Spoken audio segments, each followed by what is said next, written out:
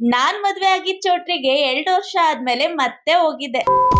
Hi ಎಲ್ರಿಗೂ ನಮಸ್ಕಾರ, ನಾನ್ ನಿಮ್ಮ ಸುಷ್ಮಿತಾ ಅಪ್ಪಾರಂ.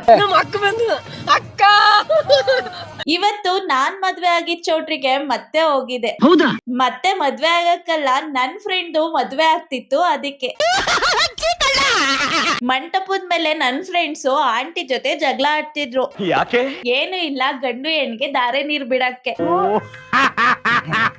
ನಾವು ಹುಡುಗ ಹುಡುಗಿಗೆ ವಿಶ್ ಮಾಡಿ ಧಾರೆ ಉಯ್ದು ನೆಕ್ಸ್ಟ್ ಹೋಗಿದ್ದೆ.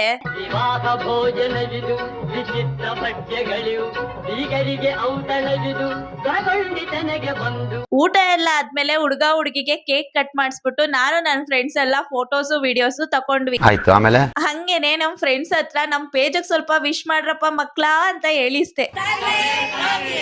ತರ್ಲೆ ಟಾಕೀಸ್ ವಿಶ್ ಮಾಡಿದ್ಮೇಲೆ ನಮ್ಮನೆ ಲಾಕ್ಸ್ ವಿಶ್ ಮಾಡ್ಲಿಲ್ಲ ಅಂದ್ರೆ ಹೆಂಗೆ ಹೇಳಿ? ಹೌದಲ್ವಾ? ಒಂದ್ ಕಣ್ಣಗ್ ಬೆಣ್ಣೆ ಒಂದ್ ಕಣ್ಣಗ್ ಸುಣ್ಣ ಆಗ್ಬಾರ್ದು ಅಂತ ನಮ್ಮನೆ ಲಾಕ್ಸ್ ಅಂತಾನು ಹೇಳ್ರು ಅಂತ ಹೇಳ್ದೆ. ಅದಕ್ಕೆ ಅವರು ಬರೀ ಇಂತದೆಯ ನಮ್ ತರ್ಲೆ ಫ್ರೆಂಡ್ ನ ಎಲ್ಲಾರ್ದು ವಿಡಿಯೋ ಮಾಡ್ಕೋಬಾರೋ ಅಂದ್ರೆ ಅವನು